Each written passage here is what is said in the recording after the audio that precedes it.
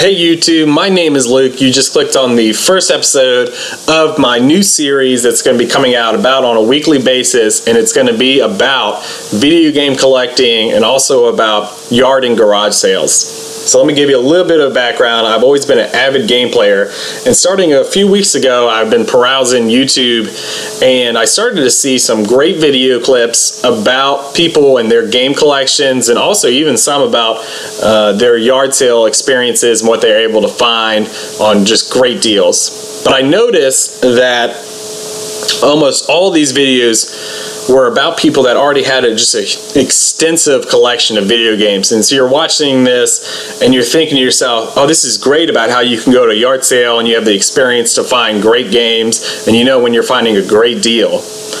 But for the average Joe, we have no idea where to start from, and so I'm going to chronicle my experiences, really starting from a really meager collection, nothing more than what an avid game player would have, on his bookshelves, video game wise, and to see how far I can get in the next few months. And so I really hope that you continue to support me and come out and watch the weekly videos to see how far I can get in my game collection. So without further ado, I'll start off this series with my current video game collection. Alright, so I'll show you the game collection here. I'm just going to get my camera set up in a better position, so let's make sure I can show you a decent angle of what I've got. Alright, so to start off with, we have my N64. It's the black console. I got this back in maybe 98, 99, a few years after the console had come out. I was always kind of a latecomer because of price and what type of things I could afford. I've got a decent game collection of about 12 games. Some of everybody's favorites like 007. I also have the Zelda Ocarina of Time. Another one of my favorites, which is Super Smash Brothers. I picked that up a few years ago at a retro video game store just because I had been really eager to play that, and I never got a chance when it was really popular. Next, I'll show you I've got a NES or Super NES game console.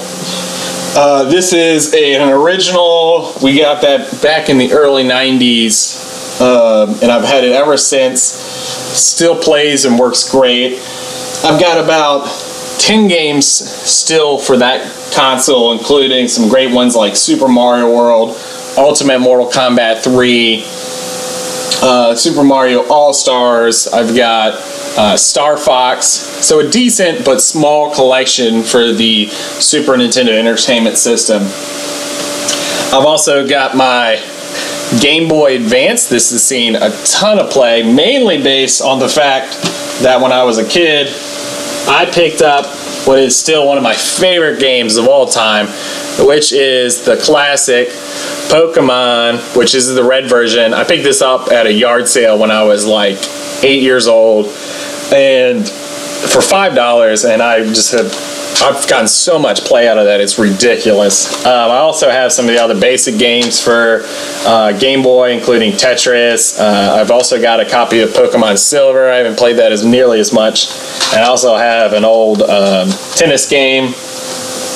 I have Zelda for Game Boy Advance, and I also have like a pool game. But that's really as far as my old video game consoles go. Downstairs, I also have my Xbox 360 hooked up.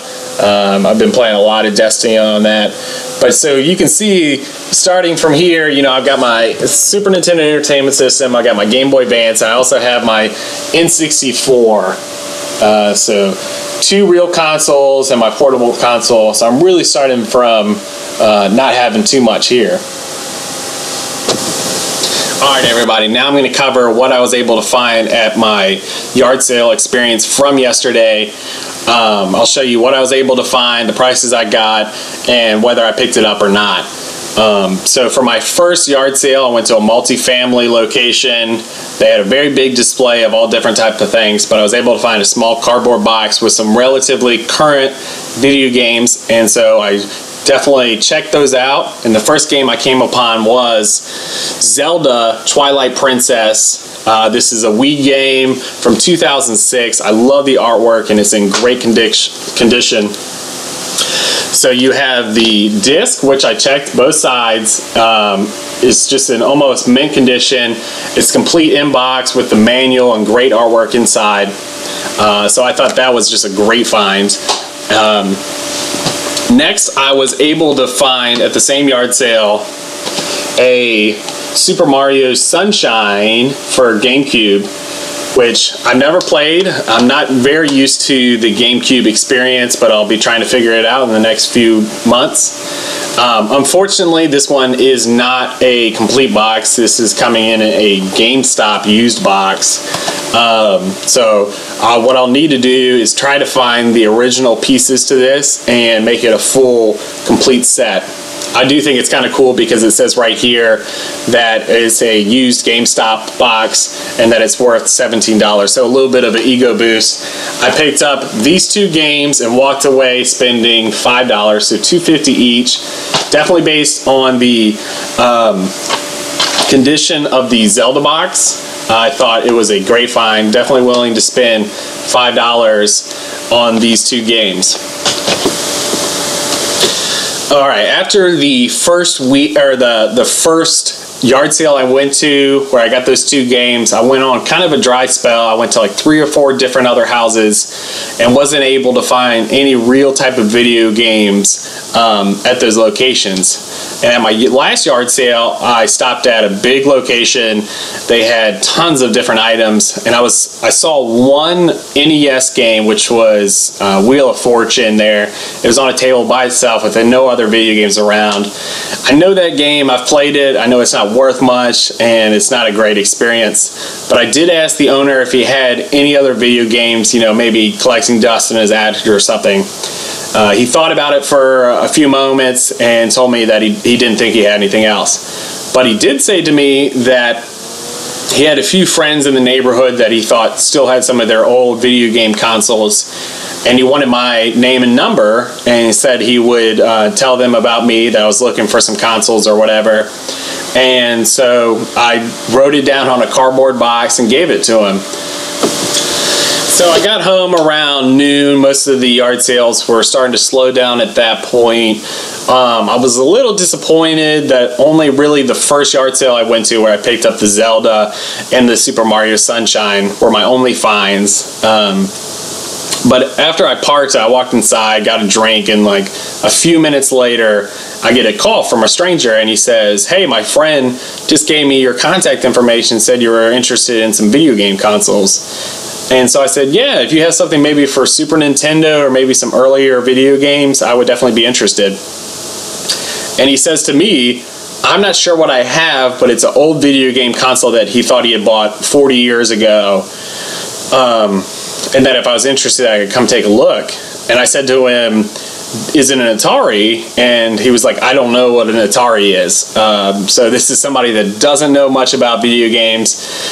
He said he bought it for his son when he was a little kid. Now he's grown up, wife and kids, and lives in a different state. So this is definitely going to be an old game console.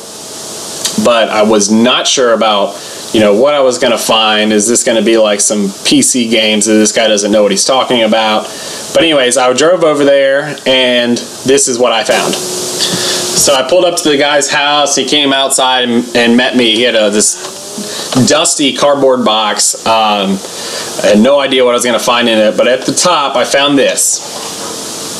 This is the Atari 7800 in really great condition. It was, you know, it was dusty but clean. So I picked this up. I was really excited because I do not own an Atari system. I've actually never owned a game console that's this old, so I was definitely excited about getting this into my collection. Along with that, he had a bunch of games to go with it. So to start off with, we have Space Invaders. I've played that on emulators and stuff. It's a great fun game. Can definitely spend a bunch of hours wasted away playing that video game. Another classic is 7800 Miss Pac-Man. Another game I played extensively. I've got Indy 500, which is a racing sports game. No experience. I don't know the value of this, but, you know, an easy take on.